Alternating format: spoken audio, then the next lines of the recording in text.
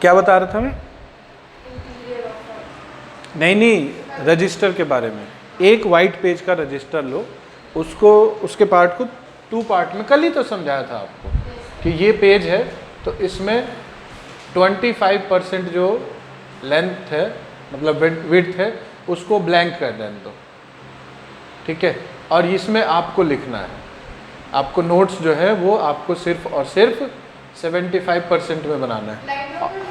Line draw नहीं करना है, अंदाजा रख। हाँ, लाइन भी ड्रॉ कर सकते हो, लाइन भी ड्रॉ कर सकते हो आराम से, कोई दिक्कत नहीं है।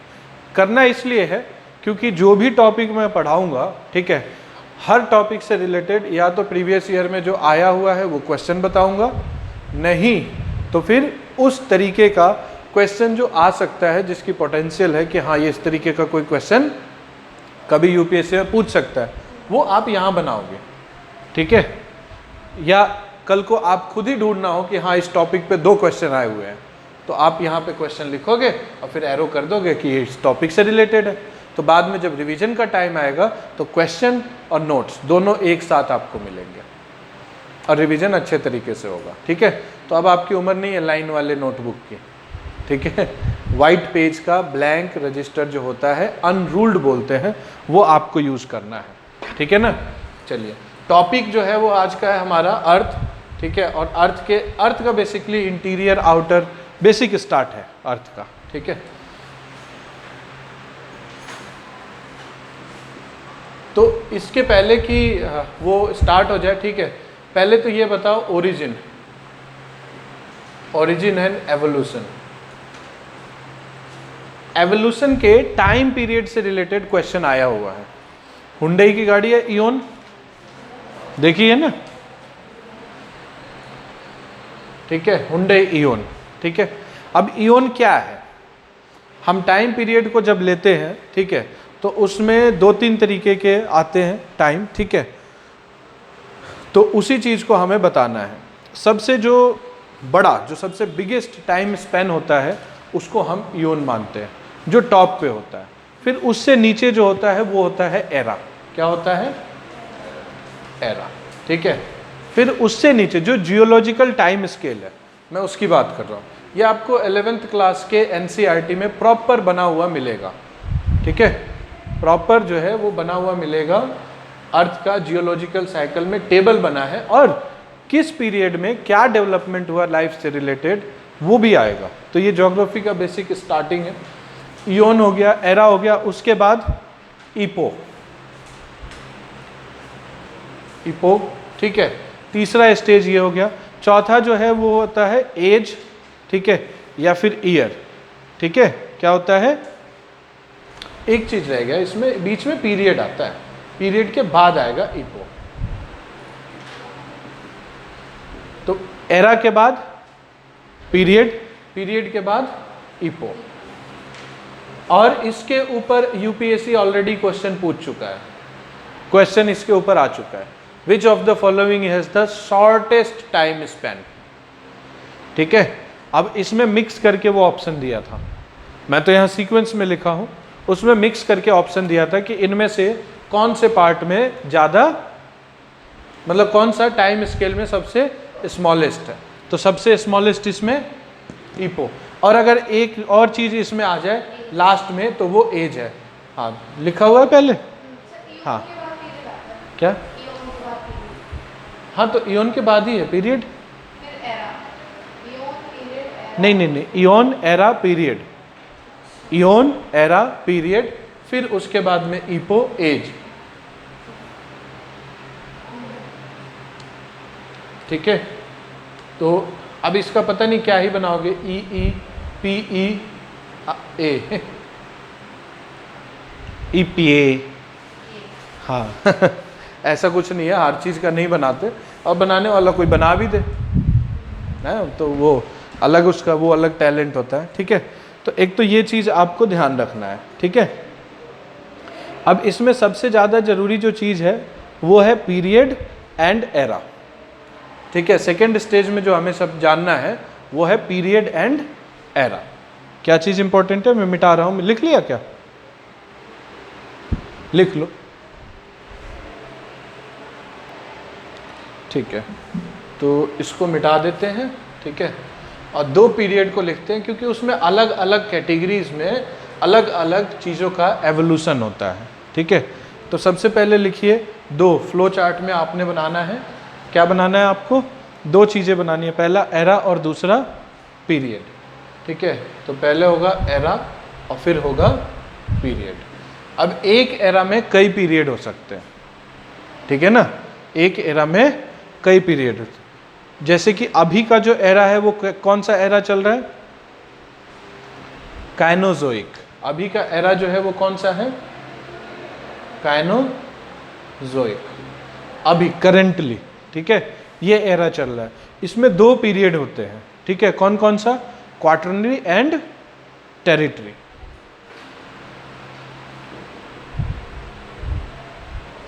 टर्चरी बोलते हैं और फिर क्वाटरनरी, ये 2 पीरियड है। सेनोजोइक एरा में 2 पीरियड होंगे, क्वाटरनरी एंड टर्चरी। तो टर्चरी पुराना है और क्वाटरनरी कम है, मतलब लेटेस्ट है। और इसमें दो क्या होगा आप बताओ, पीरियड फर्दर किस चीज में डिवाइड होता है, एरा पीरियड में और पीरियड एपो में।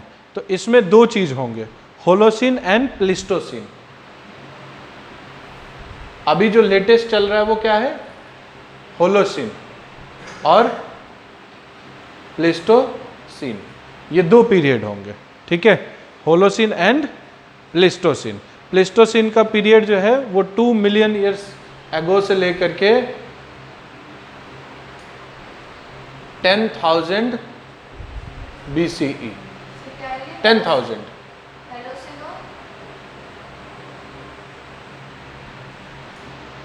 क्या होलोसिन है वो, हेलोसिन नहीं है, होलोसिन। दूसरा है प्लिस्टोसिन, ठीक है।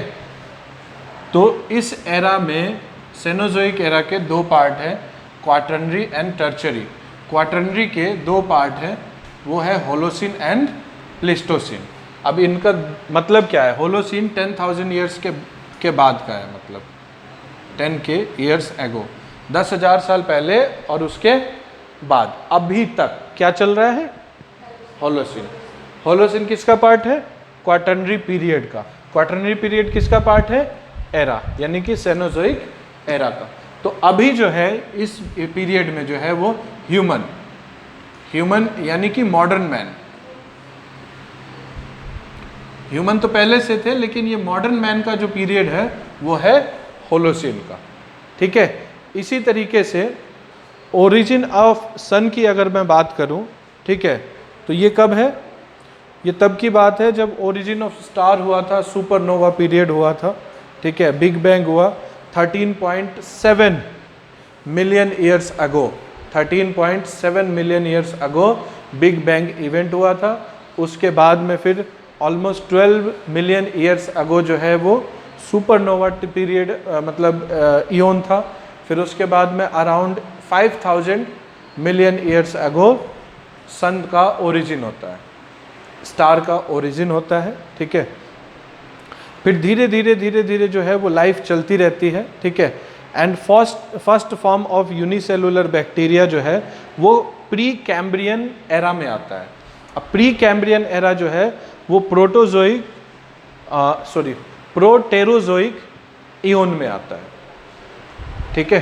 तो ये एक प्रॉपर टेबल है, बस ये समझाने के लिए बता रहा हूँ, ठीक है, कि इसमें टाइम स्केल का क्या मतलब होता है, ठीक है। फॉर एग्जाम्पल अगर मैं बात करूं कि डायनासोर तो समझ जाओगे आराम से, ठीक है।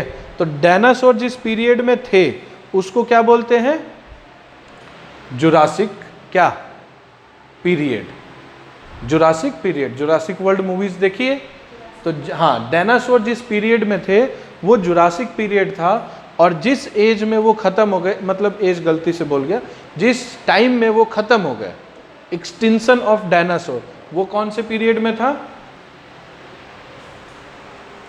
वो है क्रिटेशियस पीरियड में, ठीक है। क्या है वो, क्रिटेशियस पीरियड में, ठीक है। और फ्रॉग्स एंड टर्टल्स धरती पे जब आते हैं, ठीक है, फ्रॉग्स एंड टर्टल्स, ठीक है, तो आपको पता है ये कैटेगरी जो फ्रॉग की है वो किस चीज़ की है, एम्फीबियंस की। तो यानी कि लाइफ उस समय स्टार्ट हो रही है और वाटर एंड टेरिटरियल स्केल दोनों पे ही एक्सपेंड करने की कोशिश कर रही है। ठीक है, यानी कि जमीन और पानी दोनों के ऊपर ही जीवन जो है वो बनने की कोशिश कर रहा है। ठीक है, लाइफ का जो स्टार्ट है वो वाटर से होता है। ठीक है, इसलिए आप देखेंगे कि धरती पे सबसे पहला जो एनिमल है या जो सबसे पहला लाइफ है वो आपको एक्वाटिक में ही मिलता है, एक्वाटिक एनवायरनमेंट में ही मिलता है। ऐसे ही हमारे जो है अवतार है, पहला अवतार मत्स्य अवतार है, पानी वाला। ठीक है, और दूसरा कुर्मा, एम्फीबियन। तीसरा वराह अवतार। ठीक है, वराह यानी कि पहले लाइफ एक्वाटिक में मत्स्य, फिर उसके बाद कुर्मा यानी कि जमीन और पानी दोनों पे, और फिर ट्रांजिशन अब हो जाता है पूरा जमीन पे। किस चीज़ का? वराह अवतार। ठीक है, उसके बाद वराह एक तरीके से पिग सुअर जो होता है वराह। कंटारा मूवी देखी है? उसमें है तो सही एक गाना, वराह रूपम देव सर्वोत्तम, ऐसे। ये बहुत बढ़िया गाना है मतलब, और म्यूजिक तो इसका बहुत बढ़िया लगता है मुझे, वराह रूपम ऐसे करके आता है। ठीक है, बहुत बढ़िया गाना है। तो वराह रूपम मतलब वो विष्णु के अवतार माने जाते हैं वो। ठीक है, पूजा की जाती है उनकी। ठीक है, उसके बाद जो अवतार है वो नरसिम्हा, यानी कि आधा नर और आधा सिम्हा, यानी कि ह्यूमन एनिमल कंबाइन। ठीक है, यानी कि अब ह्यूमन में ट्रांजिशन शो कर रहा है। ठीक है, बट कंप्लीट ह्यूमन नहीं है। फिर उसके बाद वामना अवतार, कंप्लीट ह्यूमन है बट उस हाइट का नहीं है, छोटे हाइट का है। तो ह्यूमन में भी वो ट्रांजिशन दिखा रहा है। जैसे हम देखेंगे साइंटिफिकली, हम पहले बाईपैडलिज्म जब किया तो हम झुके हुए थे। आप देखोगे फिगर आता है ना, ऐसे ऐसे बंदर टाइप का, फिर ऐसे फिर ऐसे फिर ऐसे फिर ऐसे फिर एकदम से सीधा, इस तरीके का स्केल दिखता है ना। आप कभी गूगल करोगे एवोल्यूशन ऑफ मैन तो उसमें इसी तरीके का दिखाएगा। तो वो इस तरीके से है वामन। फिर उसके बाद देखो स्टोरीज सभी अवतार से रिलेटेड जो है ना अलग अलग है। मैं स्टोरीज पे नहीं जा रहा, मैं वो देख रहा हूँ कि evolution of life on earth and human को किस तरीके से अवतार में या किस तरीके से रिलीजियसली उसको एडप्ट किया गया। ठीक, फिर है परशुराम। ठीक है, जो एंगर को ऑलमोस्ट एंगर को कंट्रोल नहीं कर पा रहे हैं। ठीक है, तो एग्रेशन है। और आप देखोगे कि मतलब जैसे एनिमल से हम कैसे अलग खुद को मानते हैं, हम सभी के सभी कित क्या है, वी ऑल आर एनिमल, हम भी तो एक जानवर ही हैं, एनिमल कैटेगरी में ही आते हैं। 5 किंगडम थ्योरी में एनिमेलिया में आते हैं हम लोग। ठीक है, लेकिन बाकी जानवरों से हम अपने आप को सुपीरियर मानते हैं, और ये सुपीरियर जानवर जो है इसने पूरी धरती की ऐसी तैसी कर दी है। Why? Because we are brilliant, we have brilliant mind, that's why we are able to destroy the earth. ठीक है, and we are able to make chaos around the world. That is the superiority of the human being. ठीक है, despite of many achievement made by humans, at the end आप देखेंगे तो chaos ही chaos है। ठीक है, तो वो एग्रेशन दूसरे में और हम में क्या डिफरेंस है, बाकी एनिमल्स में और हम में क्या है, हम सोचते हैं। इसीलिए बोला जाता है कि जंगल में कोई मांस खाए वो उसकी मजबूरी है, आप KFC में जाके खा रहे हैं ये आपका चॉइस है। ठीक है, ये आप ये नहीं कह सकते कि हमारा खाना मजबूरी है। तो जो मजबूरी है वो तो भगवान की देन है, जो आप चॉइसेस मेड करते हैं ये आपकी देन है।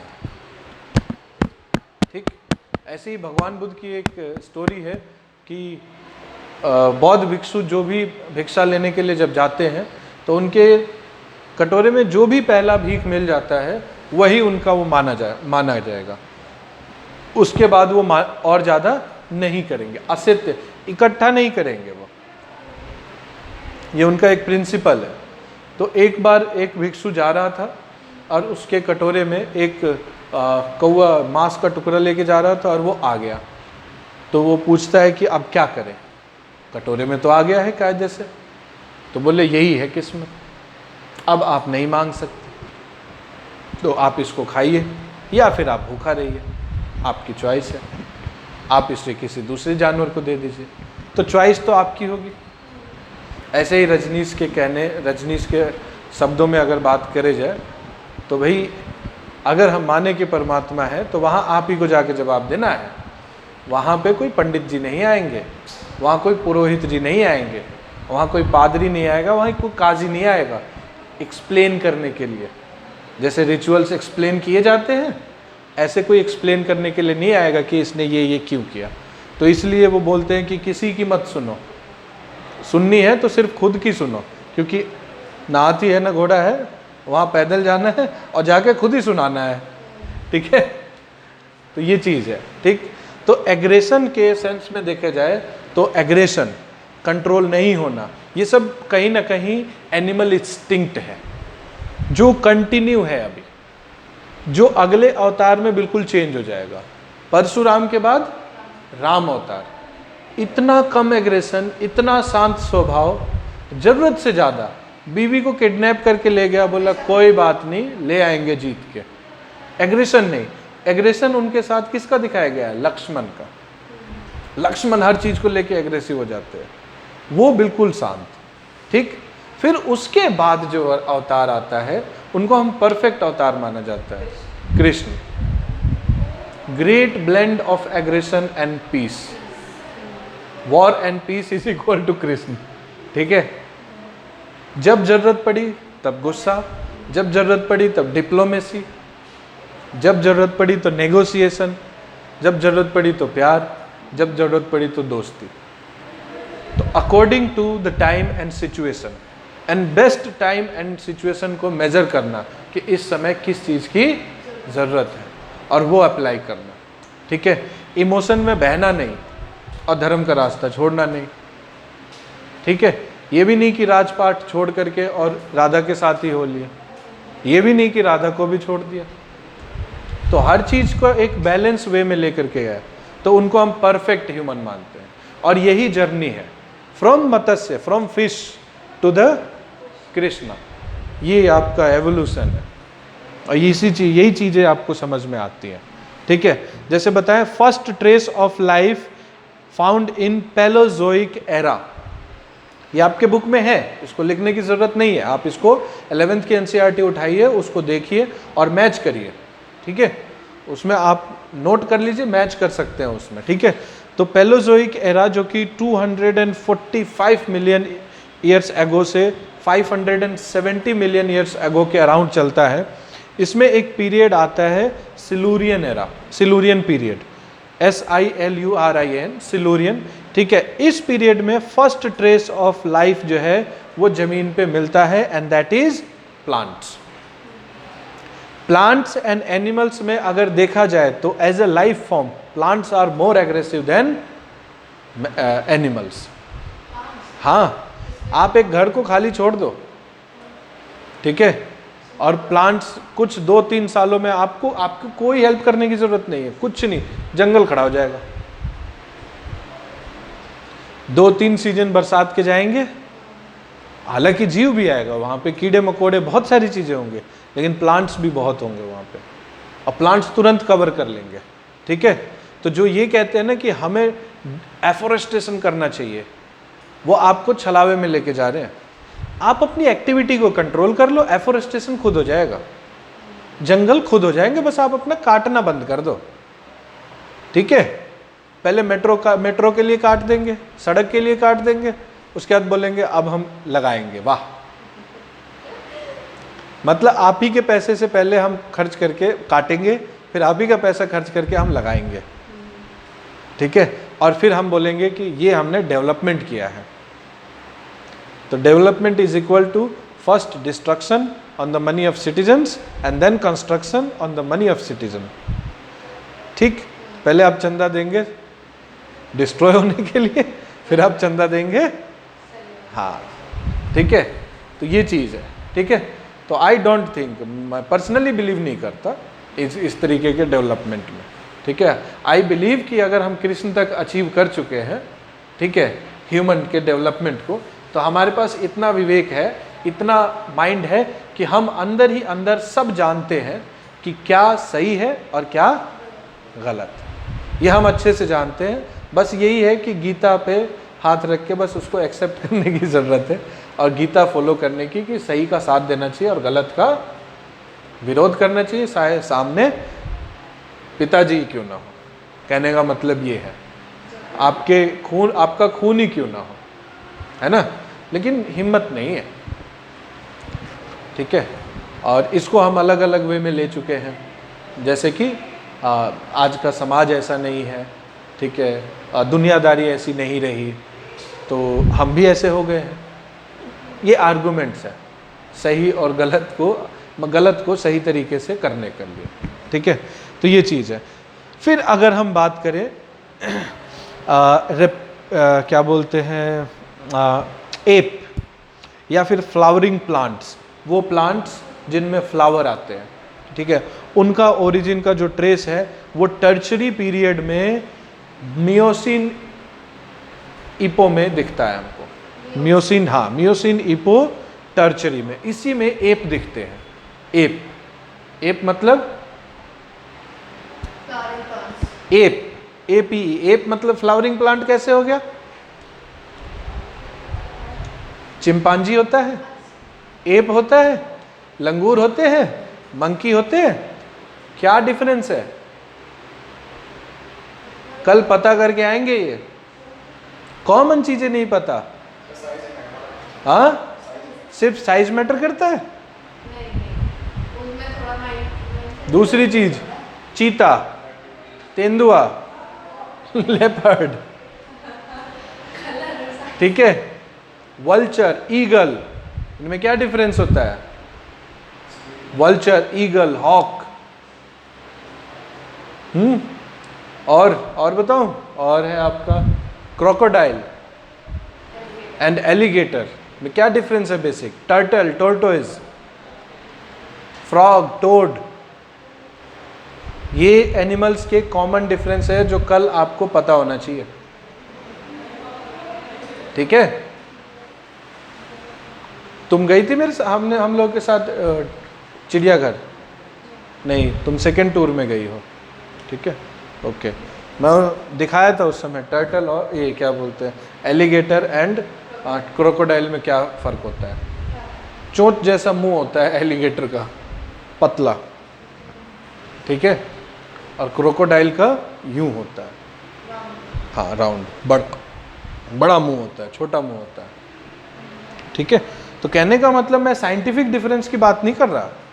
ठीक है, वैसे तो दोनों एक ही कैटेगरी रेप्टिलिया के हैं। ठीक है, बेसिकली आप देख करके कैसे आइडेंटिफाई करोगे कि ये लेपर्ड है कि चीता है कि तेंदुआ है, क्या है ये? ठीक है, जैगुआर है, ठीक है, क्या है ये? तो इस तरीके से आपको डिफरेंस मालूम होना चाहिए। ठीक, तो ये चीज़ है। अब अगर बात करें अर्ली ह्यूमन एंसेस्टर, तो वो प्लियोसीन इपो में दिखता है, वो भी टर्चरी में ही है। ठीक है, लेकिन होमोसेपियंस जो है वो प्लेस्टोसीन एज में दिखते हैं, और होमोसेपियंस के बाद मॉडर्न मैन जो है वो होलोसीन पीरियड में आते हैं, सॉरी, होलोसीन इपो में। ठीक, तो ये बेसिक जो है आइडिया आपको होना चाहिए कि किस टाइम स्केल में किस चीज़ का डेवलपमेंट होता है। ठीक है, बेसिक आइडिया होना चाहिए। ठीक है ना, कोई डाउट है यहाँ तक? नहीं। अब आते हैं कि अर्थ के इंटीरियर में, अर्थ का इंटीरियर मिटा दूं मैं इसे? अर्थ के इंटीरियर का इंफॉर्मेशन हमें कहां से मिलता है?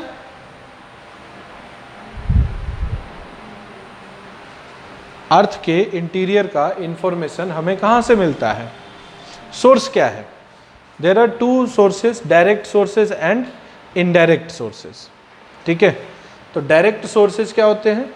जो सीधे सीधे धरती से मिल गया, फावड़ा लो, खोद लो, देख लो क्या है उसके अंदर, ये डायरेक्ट सोर्स हो गया। ठीक है, कोई चीज जो धरती जैसी है, धरती पे कहीं बाहर से आ जाए, जैसे मीटिरॉइड। ठीक है, कल बताया था मीटियर, मीटिरॉइड एंड मीटिरॉइड्स में क्या डिफरेंस होता है? क्या होता है नंदिनी बताओ? जो आउटर स्पेस में होता है, जो आउटर स्पेस में है वो मीटियोर है, जब वो एटमॉस्फेयर में एंटर करता है तो मीटिरॉइड हो जाता है, ROID रॉइड हो जाता है। और जैसे ही वो एटमॉस्फेयर को किसी भी तरीके से सरवाइव करके और कहाँ पहुँच जाता है, हाँ, हमारे अर्थ के सरफेस तक अगर वो पहुँच जाए तो उसको हम मीटिरॉइड कहते हैं, RITE, मीटिरॉइड कहते हैं। ठीक, तो उससे हो गया। तो ये दो तो सोर्सेज हो गए। ठीक है, बाकी जो बेसिक क्वेश्चन आता है जो इसमें लेयर्स का है, ठीक है, इनडायरेक्ट सोर्स, ठीक है,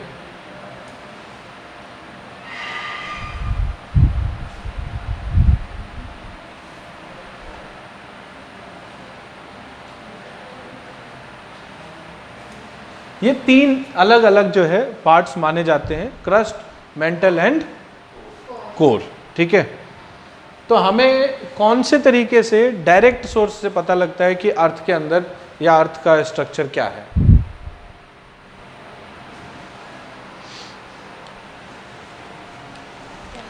कोई भी चीज धरती से बाहर निकल जाए, और निकलती कैसे है? वोल्केनिक एक्टिविटी से, वोल्केनिक एक्टिविटी से। तो हम मानते हैं कि क्रस्ट जो सबसे आउटर पार्ट है वो क्या है? आउटर लेयर जो है वो क्रस्ट है, और ये इनर लेयर है। ठीक है, और मेंटल जो है वो मिडल लेयर है। अब ये बताओ कि क्या इन लेयर्स के बीच में जो ट्रांजिशन होता है क्या वो स्मूथ है? मतलब ऐसे है कि ये दीवार खींच दी, इधर मिडल और इधर नहीं।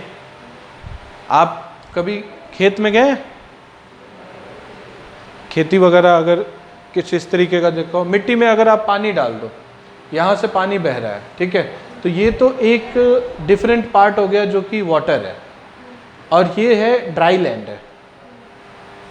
ड्राई लैंड यानी कि एकदम बिल्कुल सूखा है।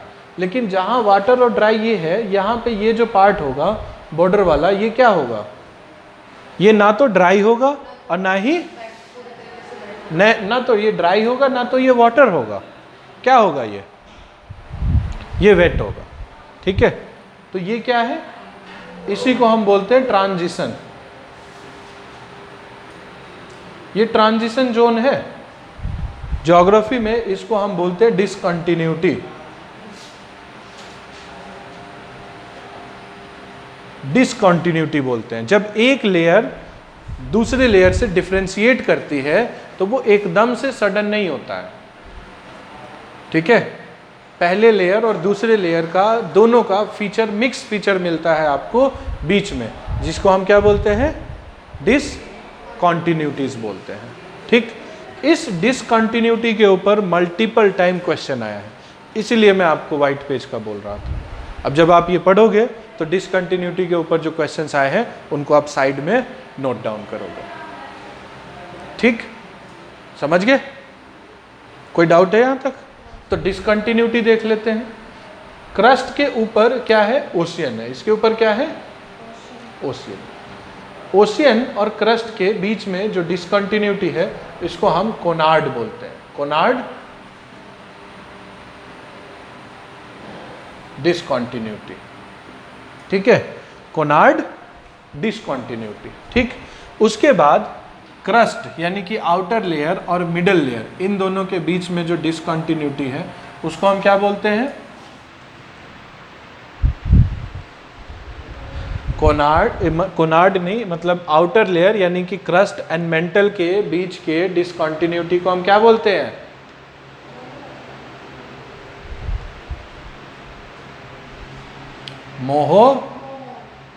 मोहोवरिक जो है वो एक साइंटिस्ट रहे हैं, उन्हीं के नाम पे ये पड़ा है, मोहो डिसकंटिन्यूटी।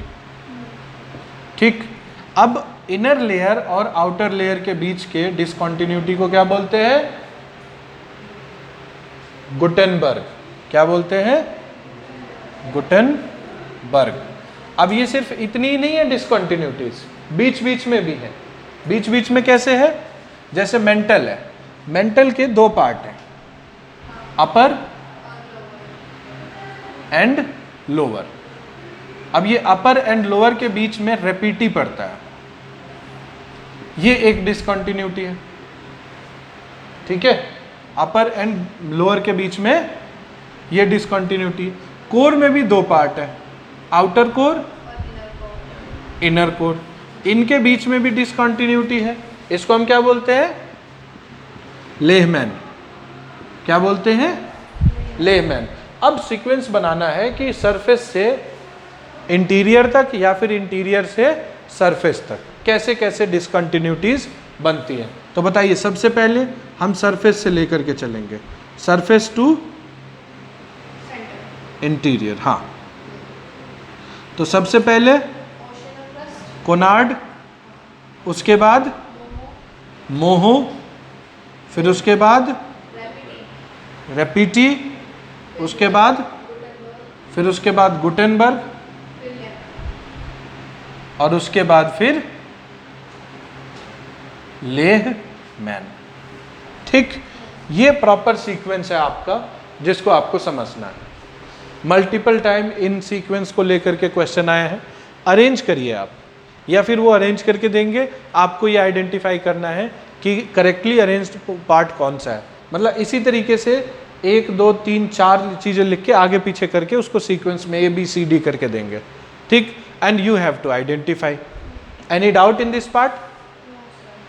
लेंथ एंड ब्रेथ को समझ लेते हैं।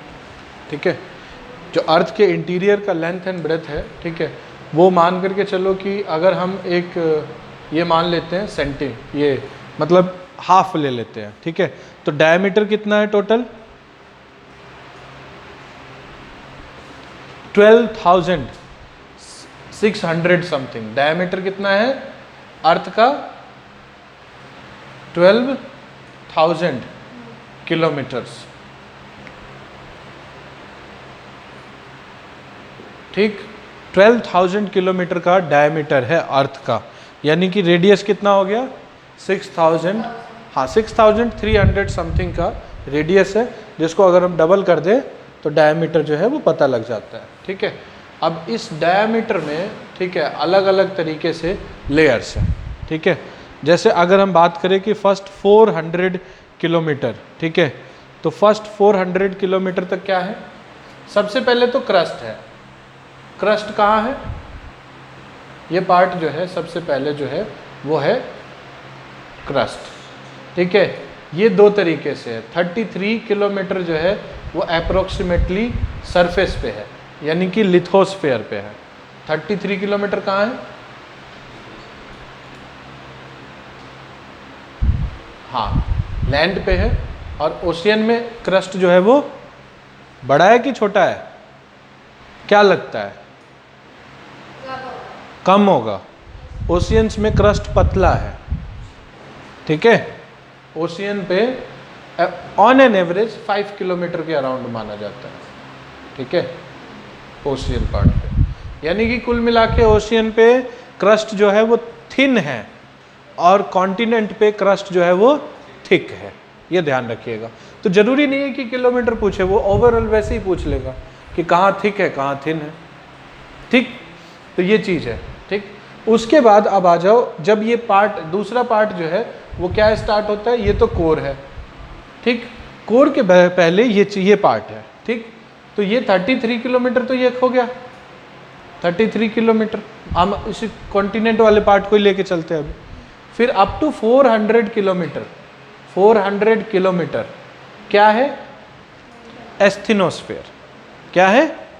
एस्थीनोस्फेयर। ठीक है, अब हाँ, ये मेंटल का पार्ट है। ठीक, एस्थीनोस्फेयर है। और उसके नीचे क्या है? हाँ, उसके नीचे पहले तो ट्रांजिशन जोन है और फिर उसके बाद में अपर है पार्ट है। ठीक है, इसके बाद है ट्रांजिशन।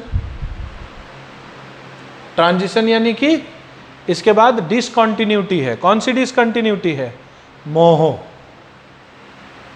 मोहो है। और मोहो के बाद अपर पार्ट है। ठीक है, मोहो के बाद अपर पार्ट है। और उसके बाद में सॉरी, अपर पार्ट नहीं होगा, लोअर पार्ट होगा। अपर पार्ट में ये दोनों है, इसके बाद जो है ये लोअर पार्ट होगा, लोअर मेंटल। लोअर मेंटल नहीं, ये दोनों आते हैं अपर पार्ट में। This is upper mantle. Asthenosphere is a part of upper mantle. हाँ, और मेरे ख्याल से पता नहीं किसी साल तो ये सवाल भी पूछा है, ठीक है। सवाल तो बहुत सारे पूछे हैं और ये बेसिक नॉलेज कभी चेंज होनी नहीं है, तो ये मल्टीपल टाइम पूछेंगे आपसे, तो आपको ये चीज़ें याद रखनी है, ठीक है। अब ये जब डायग्राम आप बनाएंगे अपने वाइट पेज पे तो इसको कलरफुल बनाइएगा। क्यों कलरफुल? आप सीधे सीधे बनाओगे तो तुरंत बन जाएगा, सेम चीज़, टाइम नहीं बिताया आपने इसके ऊपर। कलरफुल बनाएंगे तो क्या होगा, आप टाइम स्पेंड कर रहे हैं, तो वो इन्फॉर्मेशन जितनी देर आप देख रहे हैं इसको बनाने में, वो चीज़ आपके दिमाग में जा रही है, तो याद रहने की पॉसिबिलिटी, पोटेंशियल ज़्यादा है, ठीक है ना, इसलिए ध्यान रखिएगा इस। उसके बाद में फिर हाँ, आउटर कोर और फिर इनर कोर।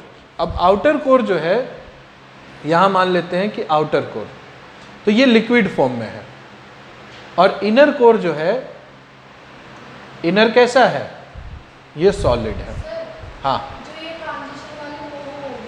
हाँ, नहीं उसमें एक्चुअली में आप देखो, जैसे आप बोलोगे कि कोर में क्या मिलता है, क्रस्ट में क्या मिलता है, ये अलग अलग चीज़ें हैं। फॉर एग्जांपल क्रस्ट में हमें मिलता है सियाल, सिलिका एंड एल्युमिनियम, ठीक है। मेंटल में हमें मिलता है सीमा, ठीक है, और कोर में मिलता है हमें नाइफ, निकल एंड फेरस। अब ये प्रोमिनेंट मेटल एलिमेंट्स हैं जो एक लेयर में पर्टिकुलरली मिलते हैं, लेकिन मैं कहूँ कि ट्रांजिशन जोन में भी नाइफ मिलता है, नहीं, ट्रांजिशन जोन में ये भी मिलेगा और ये भी मिलेगा। जहाँ इन दोनों का ट्रांजिशन होगा वो स्पेसिफिकली डिफाइंड नहीं होगा, वो मिक्सचर होगा, that is why it is called transitional zone, ठीक है। इट इज लाइक विदाई, एक घर छूटता है दूसरा घर जुड़ता है, ठीक है। तो ये चीज़ है, ट्रांजिशनल जोन में होता है ये, ठीक है। तो ये चीज़ आपको ध्यान रखना है। इनर कोर जो है वो सॉलिड है। इन तीनों में एक चीज़ और कॉमन है, सियाल, सीमा और नाइफ में आप देखेंगे हैवी एलिमेंट्स जो हैं वो बॉटम में है एंड लाइट एलिमेंट्स टॉप पे है। तो हैवी एलिमेंट्स सिंक कर जाता है और लाइट एलिमेंट फ्लोट करता है, ठीक है।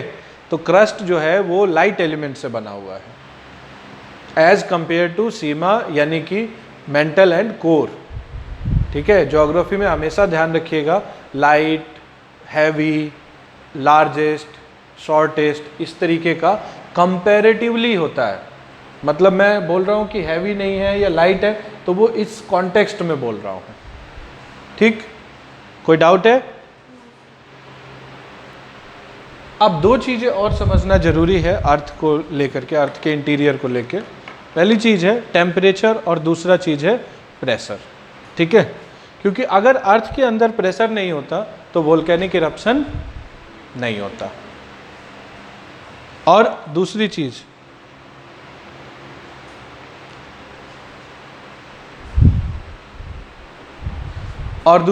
अगर प्रेशर नहीं होता तो अर्थक्वेक नहीं आता, मतलब टेक्टोनिक मूवमेंट्स नहीं होते। ये प्रेशर है जो एक्चुअली में अपर पार्ट के सॉलिड पार्ट को शेक करता है या फिर उखाड़ फेंकता है और वोल्केनो के रूप में बाहर आ जाता है, ठीक है। और अगर मान लेते हैं कि ये किसी भी तरीके से पैक ही रहे और कभी कोई प्रेशर बाहर रिलीज ही ना हो, तो क्या होगा, एकदम से जो है वो बूम, प्रेशर कितना झेल रहेगा। इट इज लाइक गुब्बारा, भरे जा रहे, एक पॉइंट तो आएगा। अगर उसी गुब्बारे में एक छेद कर दो और फिर भरे जाओ, तो आप भरते रहोगे, प्रेशर अंदर बिल्ट होता रहेगा और उसके बाद रिलीज भी होता रहेगा, वो फटने का चांस नहीं है। लेकिन आप बंद कर दो तो क्रश कर जाएगा, ठीक। तो अब ये चीज़ ये जितनी भी चीज़ें हैं, ये जितना डेंस है उतना ही हाई टेम्परेचर होता है, ठीक है। लेकिन फैक्चुअल चीज़ें थोड़ी डिफरेंट है। फॉर एग्जांपल लिख लीजिए, ठीक है, अप टू 100 किलोमीटर जो डेप्थ है, ठीक है, up to 100 kilometre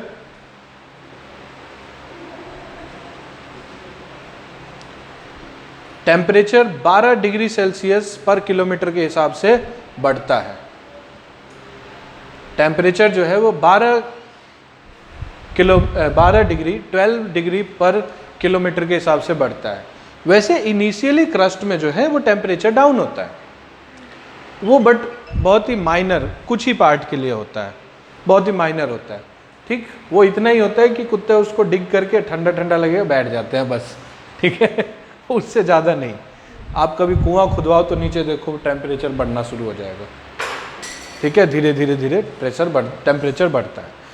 next 300 kilometre तक 2 डिग्री सेल्सियस पर किलोमीटर, तो अप टू 400 किलोमीटर यानी कि एस्थेनोस्फेयर तक ये सिचुएशन है।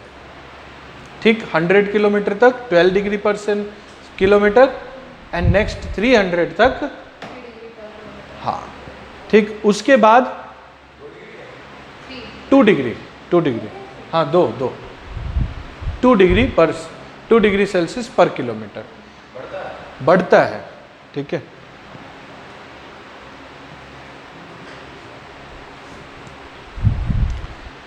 एंड उसके बाद टेम्परेचर 1 डिग्री सेल्सियस पर किलोमीटर बढ़ता है and at the centre of the earth it is 2900 degree Celsius. ठीक है, 2900 डिग्री सेल्सियस। तो क्या कभी ऐसा लगता है कि अर्थ के सेंटर तक कोई पहुंच सकता है? 45 डिग्री में तो आदमी झुलस जाता है, हालत खराब हो जाती है। ठीक है, ये मानते हैं। ठीक, अब अगर बात करें कि ये सॉलिड स्टेट कैसे है, हाउ वी कैन से कि this is a solid state. ठीक है, तो एक स्टेटमेंट माना जाता है और उसको एज इट इज आपको समझना है। ठीक है, कि the actual temperature is lower than melting point. The actual temperature is lower than melting point at the center and that is why it retains solid state और पिघलता नहीं है। ठीक है, and it is everything is science। हमने सारा अंदाजा किसके ऊपर लगाया है? साइंस के ऊपर। गया कोई नहीं है, फर्स्ट हैंड इंफॉर्मेशन किसी के पास नहीं है। ठीक है, it is just the brilliant mind's assumption। हाँ, क्योंकि हमने बहुत सारे साइंटिफिक रिसर्च किए हैं, एक्सपेरिमेंट किए हैं कि अगर वो लिक्विड होता तो अर्थ का शेप ऐसा नहीं होता जो आज के डेट में है। ऑब्वियस सी बात है, अर्थ का जो सेंटर है वो सॉलिड ही होगा। इसके लिए मोहविरिक ने एक सिस्मिक एक्सपेरिमेंट भी किया था। हाँ, और earthquake is a major source of information around the interior of the earth. ठीक है, क्योंकि अर्थक्वेक में सिस्मिक वेव्स होती हैं और वो सिस्मिक वेव्स पर्टिकुलरली एक स्टेट से दूसरे स्टेट ट्रैवल करने में कुछ उनका नेचर होता है। ठीक है, जैसे प्राइमरी वेव्स जो है वो कहाँ कहाँ ट्रैवल कर सकती हैं? सॉलिड, लिक्विड एंड गैस तीनों में ट्रैवल कर लेते हैं। लेकिन अगर बात सेकेंडरी की करें तो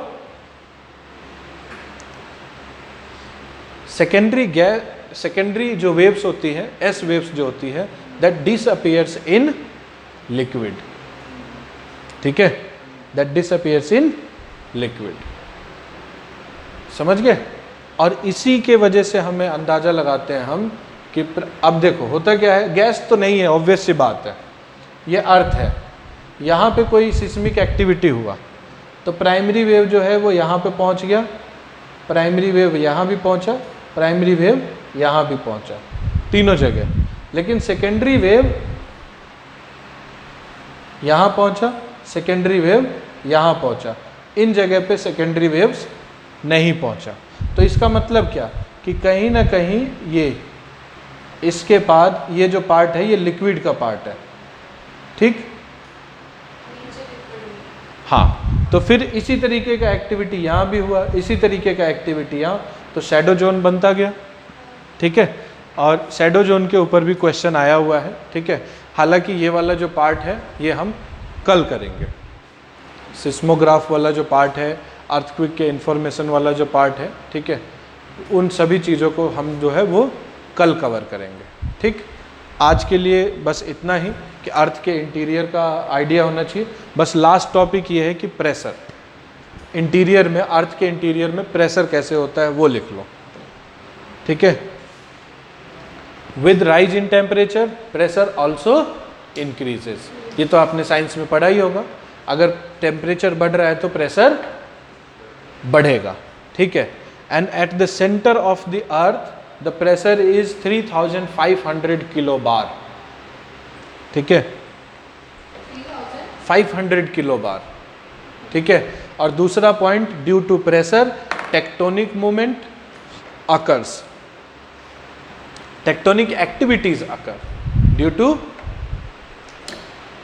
टू प्रेशर, हाँ टेक्टोनिक, हाँ।